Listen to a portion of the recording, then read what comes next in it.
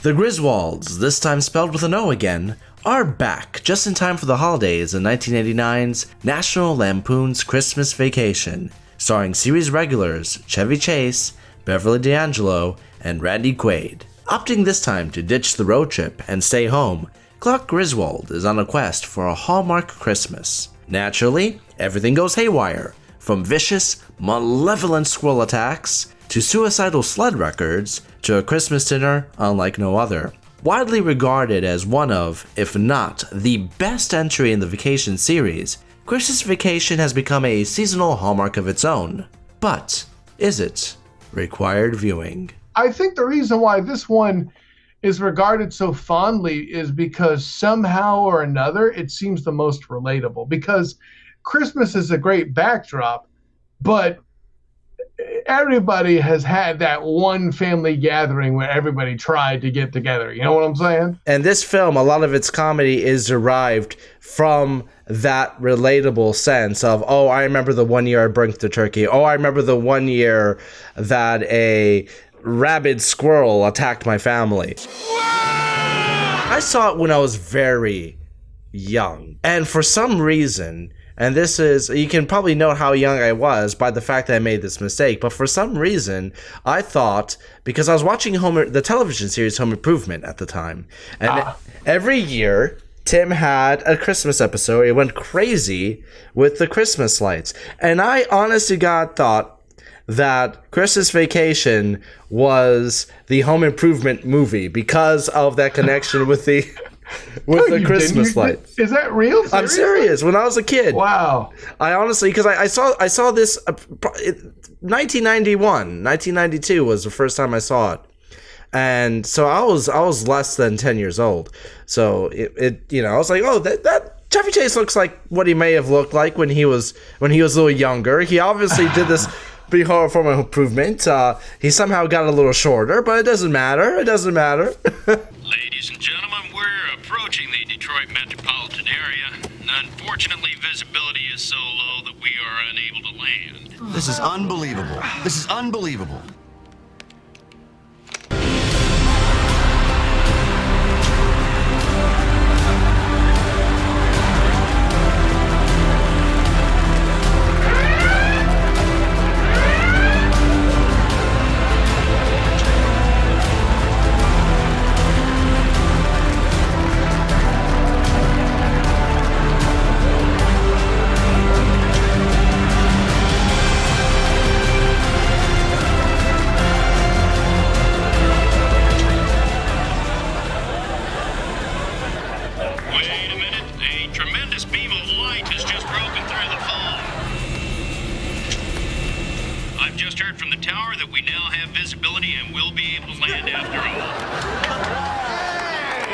But I think that speaks to the relatability of this film. Like, everybody on every block who's in a suburb has that one, love him or hate him, that one person or that one a-hole on the block that just goes completely, just absolutely fireball crazy about what they're doing with their lights in their yard. And now, actually, in this day and age, too, they do it on Halloween as well, but that's a whole other conversation. I think that National Lampoon's Halloween Vacation would have been truly terrifying.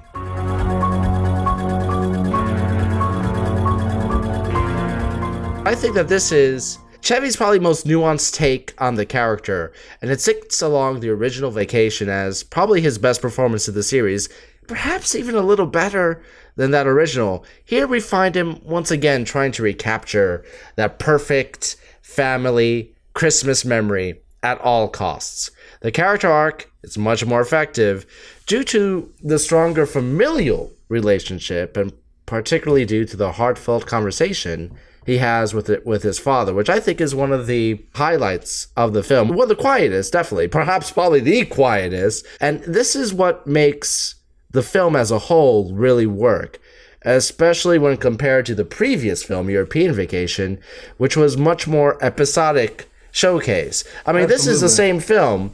Then the last 20 minutes, just so they can have a climax, they insert this entire Italian villain kidnapping piece. Well, there's no specific destination for them to reach this time. It's Clark's drive that I think gives the film all the misdirection it needs to remain consistent and a definitive step up from the previous entry. Yes, it's interesting you mentioned Clark's drive in the one adventure where we don't have Holiday bleeping road, but I digress. That still bothers me. You mentioned Clark being the strongest character here. I think it's because he's protagonist 100% here. With Vacation, everybody at some point in a vacation in a family, speaking as somebody who's traveled with a wife and young ones on a vacation in question, you slam the proverbial coins down, so to speak, and say, listen, this is my vacation too, and I'm taking a break right the bleep now. Meaning to say, at some point, you are selfish and take that time in vacation, which definitely happens in the Vacation movie. Here, throughout, I feel like Clark is at least trying to be more magnanimous and making this about people other than himself. Now, granted, the part where he gets greedy is making this dream of his come true, certainly, Demos. But I feel like overall, he's trying to make the happiness happen for other people. Hell, the thing he wants to spend his Christmas bonus on, allegedly, is something where he can have a party with his entire family. Whether or not he includes Dennis Quaid's character or not is another question. Well, but Dennis Quaid would definitely be a step up from Randy, but okay. I see what you did there. I completely botched that, but that's okay. It's a funny moment. This is hilarity by default. It's okay. To have Cousin Ed there, you feel better now? The fact that that's optional even in his vision of the swimming pool in question off of the Christmas bonus is about the most selfish he gets in this movie. He's at no point would I could argue that Clark W. Griswold is an actual flippin' villain here. I think at some point, even when he's talking about Fran Astaire and Danny Fireball K, he's still a sympathetic character. Well, yeah, in the very unique position. In the first film, it seemed like he was in his own world, and that Correct. His family were almost token items to fulfill that fantasy. They had their own role. You mean to play. cargo? Yeah, Clark still has that eye for the ladies. He doesn't really act on it, but it's completely a fantasy. I mean, listen, Yeah. I never knew the Hawaiian way to say Merry Christmas before, and thank you to Mary for that. But at this point, it's nothing that really materializes, and the only thing that makes it disappear is Ruby Sue appearing at a very specific time. Yes, he has that fantasy, but it begins from a good place. His fantasy Correct. is his family happy, and then not many people can pull off a scene with Randy Quaid turning into a beautiful stripping woman, but this film pulls it off. I feel like this is my least favorite Rusty, I have to be honest.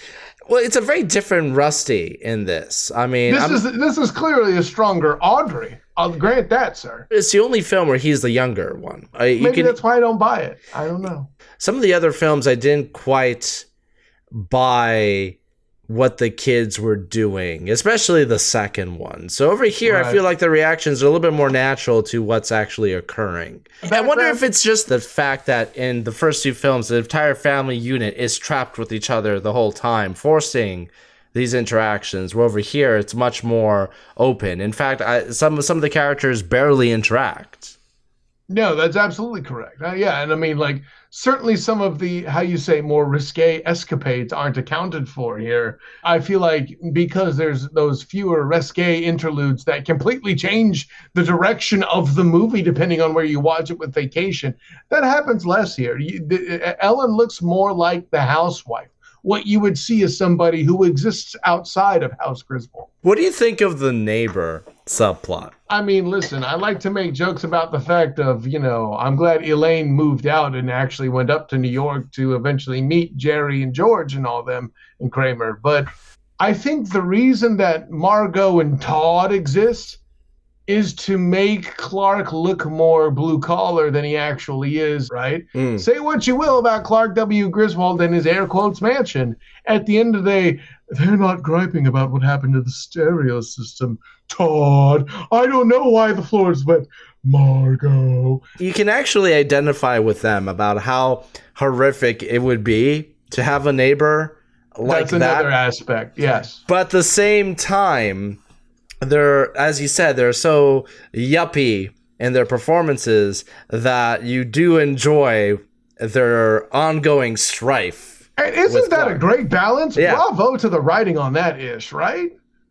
Especially one of the highlights of the film is later on with the Christmas lights where they're turning on and off and they're fumbling around the bedroom, falling downstairs. That's a great, when I saw that as a kid, I didn't understand what I was seeing, but like when I got on, I'm like, it's too bright for them to see, dummy.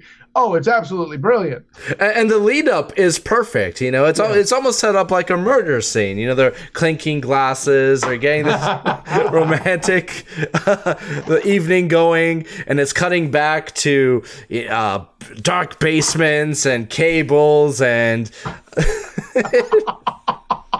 and a schizophrenic madman punching a Santa outside. I mean, it's perfect.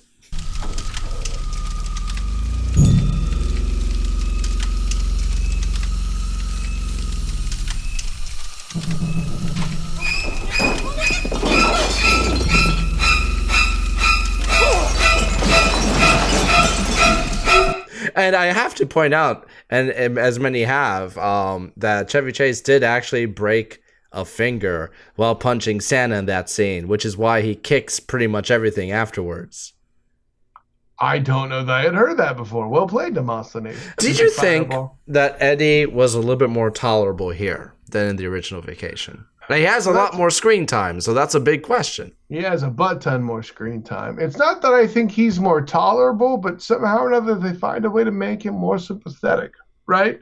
I will say, I'm not a big fan of the character, but he is definitely, for me, he's a little bit more tolerable here because unlike the first film, where his character is one of the set pieces, he's one of Clark's strifes in the first film. Over here, he's actually vital to the resolution. It makes more sense that the more scrupulous Eddie would cross the line into criminal activity than Clark, which is always something I kind of had a small issue with in the first film. I didn't feel like his big explosion at the end was enough to warrant him going that route. It was the biggest leap for me to really accept, even for comedic purposes. A little out there. Over here, having Eddie take on that role, I buy it that Eddie would be the one that does something that stupid. Yeah, I'm with you on that part. What I find particularly interesting is the conversation between Clark and Eddie's daughter, where she compares the two directly, to be honest. Clark feels poor due to possibly blowing his savings on a pool, contrasted to Eddie, who blew his own savings on a TV preacher. I think it partially deflates some of the sympathy for Clark when he's faced with the drama of a homeless, presentless child in his home. The film doesn't make that a focus, but I think it's a bit of an interesting comparison. Yeah, well, I'm not going to disagree that I don't think it makes it a focus, but by the same token, it does remind Clark to be nobler, for lack of a better word, right? Noble to the point that despite his feelings for Eddie at the very end of the film, despite the fact that the man can't swim, he still invites to fly him over for the swimming pool. Let's talk about the extended family. Yes. Okay, we have the neurotic mother-in-law played by Doris Roberts. Pre-Ray Romano, right? Yes, pre-Ray Romano, post-Remington Steele.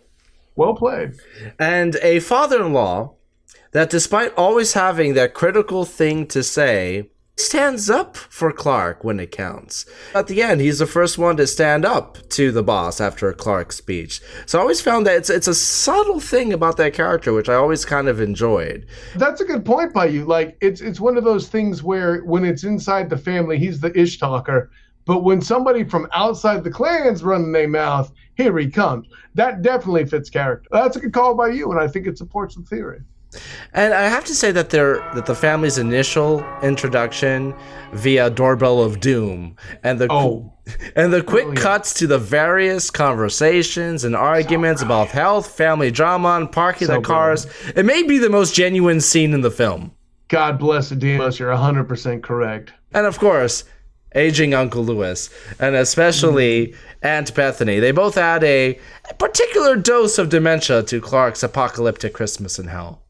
It's so weird, like, because Aunt Bethany's so far out of it, but yet the uncle is oddly and suspiciously intellectual and sharp at the right moments, or the wrong moments, depending on how you enunciate it. Yes, I have said that I can't believe that the one vacation film that's about a freaking holiday doesn't have the song Holiday Road. But the opening animated credit sequence with that catchy song, it's perfect. I think that it's that opening sequence that has partly led to it having a reputation as a family comedy. For me, it's a little difficult when people say it's a comedy for all ages, and they put it in the same position as Christmas Story, The Santa Claus, It's a Wonderful Life, etc. This is definitely raunchier, but I think it's that animated opening that, especially on TV airings, which are much more sanitized, that kind of captured the younger market and made it the nostalgic classic we know today. And then I laughed because you said position. Anyways, so no, yeah, and I make that joke to make your point along with you, sir. Yeah, no, absolutely. Listen, I don't remember Ralphie's dad checking out one of Santa's elves where she's showing that the panty line can't be seen, if you catch my meaning, right? Can't see the line, can you, Russ? No. Now, the film does open appropriately with the main family on the road again, and it serves as a good transition from the previous entries. And on top of that, you have the angry, smart-ass Clark back with a bit of the edge that he had in the original film. I'm thinking of lines like, "Bend over and I'll show you." "You've got a lot of nerve talking to me like that, Griswold." "I wasn't talking to you." But even so, the hunt for the perfect Christmas tree. Once again, something that might seem a little crazy, but I could think that Clark, a man of his age in the late 80s, would be nostalgic for a time where his fathers and forefathers actually did that kind of thing. I completely buy it. And I think that's even more impressive, very impressive, that guy somehow managed to dig that tree out without any tools. Yeah, that's the only issue I have is, like, I saw them cut to that, and I see the roots of the tree, and I'm like, no way. Big boy! That did not happen, okay? But that all being said, they had warmed my heart enough and showed me enough of Clark W. Griswold in his true form. I let that slide. In many ways, this feels like the proper evolution of this series, and dare I say, even a good point where it should have stopped, but I'll get to that a little later. It plugs a hole that was missing from the original Vacation film, because the original Vacation film covered a lot of the trials and tribulations one would have when traveling cross country, but they forgot the one thing that happens quite often, and that is road rage.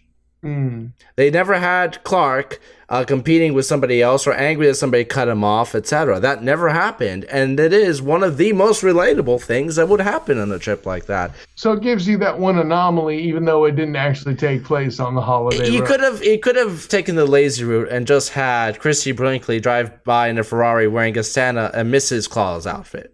Yeah, no, that would have been cheap. I would have liked it, but it would have been cheap. It would have been cheap. Instead, they're like, what didn't we do in that first film? Road rage. How did we not do that? Holiday Road, more like Holiday Node. The so Christmas lighting endeavor, a perfect and natural showcase for Chevy Chase's pratfalls. I like the fact that all the accidents that happen feel like accidents that could happen. Fair. Especially the icicle. Like, even when you see them kind of pull that gutter out and like, that's kind of ridiculous. And then you think about it and you're like, no, it's not. Like, eventually gets to that point, if Margot and Todd can figure it out, yeah, it's not that far-fetched. I guess it's lucky that Margot and Todd weren't impaled by that. Well, they weren't home, right? There you go.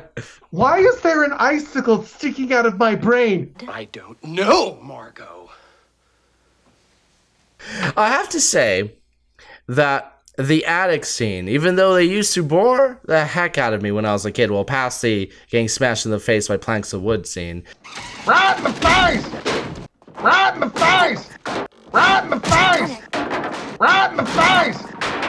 The attic scene is the scene that, for me, particularly cements the heart, drive, and motivation for the Clark character. Here we 100%. Finally, and something that was kind of missing in the original film, here we finally get the proper foundation that supports his later frustrations and eventual breakdown. It's actually, it's quite a beautiful scene. Although I've always wondered, why the hell he didn't escape the attic via the hole that he created towards the bed. I too have wondered that. Maybe he was worried the bunk bed would not hold his weight, but that's ridiculous. I mean, listen, you already made a hole in it. Crash through that beast. You're right. And of course, we do have the sled scene, which I loved as a kid because it was slapsticky and so forth. But now, so ridiculous. But yeah, enjoyable. it is the most, and it's in my notes. This is the most ridiculous scene in the film. It's. I mean, you know what I feel like it is, Demos? Is it was something that was crowbarred in, but really it would have been just fine if you used it as like a standalone trailer for the film. You know what I'm saying? I think that there was a fear that the attic scene went too sentimental and they had to balance it off with an over-the-top comedic scene immediately following it. I can't rule that out. That's not a bad theory. Because both of those scenes are diametrically on the opposite scale of emotion when it comes to this film. 100%. It doesn't feel like a whiplash, though. It could easily have. But given the nature of this film and the fact that the emotional scene did end with a slapstick joke, it feels like there is a better transition from one to the other. I agree. I will say this, though, to be more direct with it. It's not a whiplash, but it is centimeters from it. Like, they dance on the edge of it, but they don't ever particularly fall over it. I'll agree with that. Now let's get to probably the biggest set piece of the film, which is the biggest set piece out of any Christmas family-related gathering, the Christmas Eve dinner. Of course, we've got the bad cooking, the trashy dogs, the fried cat, not for consuming, a flaming tree, and the rants to end all Christmas rants. Chevy really delivers the goods in a gut-busting rant that ends with a Tylenol quip that serves as a perfect profanity-laden cherry on top. This is, in addition to the aforementioned Chase's broken finger from the decoration outbreak, it demonstrates Chase at quite possibly his peak. I love his rant simply because of the fact I've never heard Danny Kaye's name with a profane advert enhancing an adjective. In other words, fireballs! Danny Fireballs! Kaye is a thing I've never heard before or anywhere else since. Clearly you haven't seen the unrated version of The Court Jester. Shut your face, Demos. I have to say, this movie series hates pets, man. The first film turned a dog into roadkill. This film fries a cat to oblivion. But why is it that the cat fry is funnier than the roadkill? Maybe because the dog scene in the first film was achieved in a more, let's just say, realistic fashion than the over-the-top nature of the cat snuffing. But it did feel a lot crueler in the original film. I don't know if this is the cats versus dog situation. I think it really is the over-the-top nature in which the cat gets fried, which makes it funnier. So I think the fact that somehow or another they make this cat such an a-hole. But what was the cat doing that was worse than what the dog was doing in the original film? The dog was actually legitimately attacking Clark and ripping his legs to shred. It peed all over the food, although the cat got its fur all over the dessert, so I guess that's similar, but there was a torture that the dog had to endure before he went. That's the difference. The dog didn't go quickly. I think that's the thing. The dog scene was by far much more realistic and much more cruel in its execution, no pun intended. Yeah, and I like that. The dog had an advocate too, right? That cop was like giving Clark the business. I just want to make it said that me being okay with the cat dying and me not being okay with the dog dying, I'm not taking sides here. It's all in glorious presentation, really. I agree. Although I'm inclined to take sides because cats are kind of mean. Let's be honest. Okay, I'm gonna ask the big question because if for comedy purposes, it's hilarious. For practical purposes, why the hell is everybody so perfectly terrified of that little squirrel? Hey, that little squirrel's an a-hole, dude. Back off. Why is everybody so scared of that squirrel? They're acting like there's a Kodiak bear on the loose. Well, I mean, it's hilarious because it is a squirrel. And the nature of the setup of how it ended up in the house makes sense. The setup is perfect. Listen, talk to Tim the Enchanter, okay? There's a rabbit that's a complete badass, okay? Maybe he was one of the UCF squirrels that went on vacation. And for anybody that's unaware, there was an actual study at one point at the University of Central Florida about why its squirrels were particularly vicious.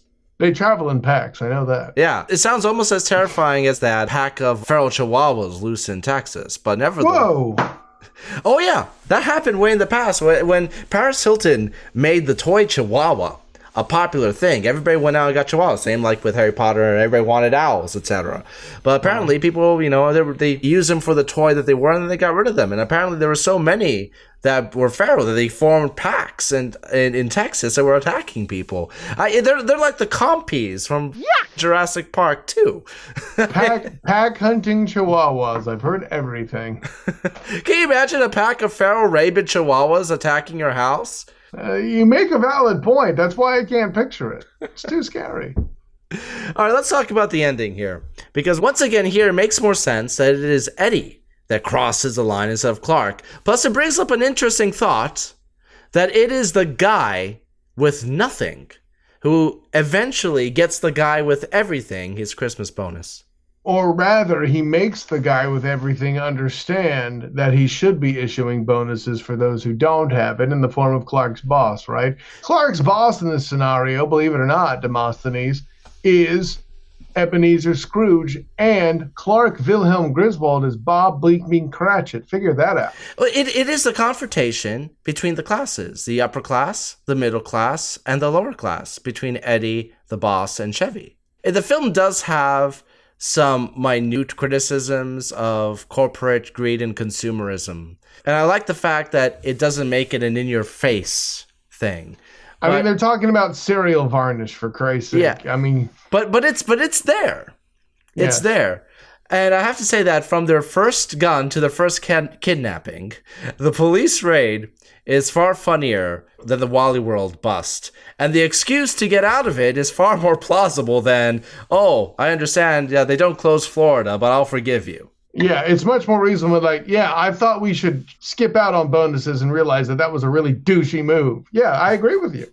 And on top of that, I think it ends at the best note of the entire series. It ends at that sweet note of Clark having finally achieved his perfect vacation. And unlike the other films, I mean, think about how the other films, he achieved his perfect vacation in the first film by being the most selfish he can be. He achieved the perfect vacation at the end of the second film because he thwarted Italian villains. Over here, he achieves the perfect vacation by being selfless and completing that character arc. When he looks up and he says, "I did it," and it ends at him just staring at the perfect Christmas sky. It's a nice note to end the film. It's a warm note to end the film on, despite the fact it certainly makes it more worthy of being a Christmas movie than Die Hard. They both end on warm notes. Let's gunplay, but it's there. Both films involve a SWAT team, so I don't know. So let's get to our final thoughts. Is National Lampoon's Christmas Vacation required viewing? And more importantly, is it required Christmas viewing? It's certainly required Christmas viewing, and I feel it does a better job of showing the ins and outs and the quirks of a Christmas snafu better than Christmas Story ever hopes to. The difference is they show Christmas Story a lot more because it's more family appropriate. Yeah, exactly. Right. But, if you're old enough to consume this in the approved age group, then certainly it's a better experience. And I think, he's funny because he's true is the theme to most of the movie, even though there's elements of hyperbole in it, certainly. Not everybody's getting free roadkill on their floor in the form of a cat or a squirrel in a Christmas tree at the end of the day. So you would say it's required Christmas and also required viewing? Absolutely. All right. So you'd say that this is it's up to now, and I sincerely doubt the Vegas Vacation. It's not even National Lampoon's. That Vegas Vacation will top this. It's very safe to say that you think this is the best film of the series. Yeah, I'm inclined to say so. For the longest time, I thought that the original was the best. Very, very quickly followed by this. It might have something to do with the foundation argument. Oh, here we go. Nothing else, Demos. You're consistent. That's an experience I have from listening to your ratings. See what I did there, Big DJ? But you know, as I got older, I kind of anticipated that I would appreciate the original more because it had more of an adult edge. Especially when compared to Christmas Vacation, which is a little bit more more of a family film. I expected to identify with that film more, and although I understood, especially having watched the complete uncut version, although I understood a lot more of the jokes, I didn't find much new appreciation for it. I think over the years, even though I have a lot of respect for it, over the years it didn't quite gel with me as much. While Christmas Vacation, on the complete other hand, has increased. Maybe partly nostalgia, that could be it, but I think that as a film it works the best, particularly because of the Chevy character. Christmas Vacation has earned its place as one of the season's best efforts, and it has clearly become the series' most enduring entry. And its heartwarming moments, which, let's be honest, are usually the biggest drag in such comedies, here they deliver well, and they strengthen Clark's character emotional roller coaster. After all, a good family Christmas comedy needs to be anchored by relatable situations that are scaled up for laughs. Clark's mission is a simple one. It's nothing as plastic or dreary as, well, let's compare this to another recent Christmas family film, Deck the Halls, with Matthew Broderick and Danny DeVito. Well, where the mission of that film is to have Christmas lights shine and be visible from space. Over here, he just wants to have a good family Christmas, which is what every family that celebrates Christmas wants to have. Like its family road trip roots in the original film, the situational comedy works here because of its plausibility, where the most implausible question is that they all just happen to occur on the same evening. And it's a suspension of belief, which I said the film definitely has earned. It has a genuine nature. It's this genuine nature that appeals perfectly for the holiday season and why it is a required Christmas offering. I definitely agree. I think that this is the best in the Vacation series, although I have a lot of respect for that original film. And oddly enough, I never quite understood the hate for European Vacation. It has a lot of weaknesses, but it's good. I think that this works as a nice trilogy of comedies, and we'll just see if Vegas Vacation is this series' equivalent to the Indiana Jones coaster, which came with my Blu-ray trilogy collection. Don't you dare, you son of a... Captain of the Guard! So we'll see. We'll be covering that sometime in January, because if you're gonna watch a comedy like that, you better watch it when it's cold. So